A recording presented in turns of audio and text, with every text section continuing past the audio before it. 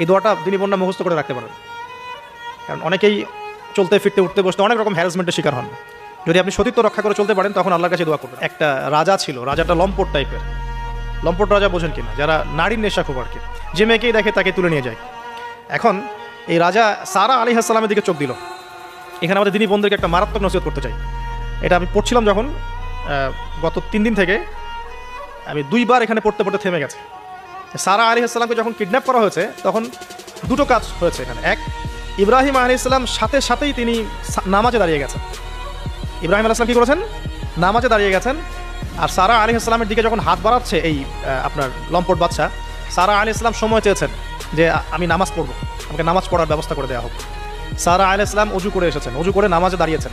দাঁড়িয়ে 2 রাকাত নামাজ পড়ে আল্লাহর কাছে দোয়া করেছেন, আল্লাহুম্মা ইন কুনতা তা'লাম, হে আল্লাহ আপনি যদি জানেন, ইন্নী ওয়াদ আহসানতু ফারজি ইল্লা যাওজি, আমি আমার লজ্জাস্থানকে হেফাজত করে রেখেছিলাম, সতীত্বকে কখনো নষ্ট করিনি, শুধু আমার স্বামীর হক আমি স্বামীকে দিয়েছি।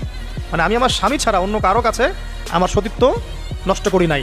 যদি আপনি এটা জেনে থাকেন, আল্লাহ ফানসুরনি, আল্লাহ আপনি আমাকে সাহায্য করেন, ওয়ালা তুসমিত আলাইয়া হাযাল কাফির, আমার উপরে এই কাফেরকে আপনি বিজয়ী করেন না। দোয়া করার সাথে সাথেই এই বাদশার হাতটা অবশ হয়ে গেছে, হাত আর আগাচ্ছে না, হাত প্যারালাইজ হয়ে গেছে, পড়ে গেল সে।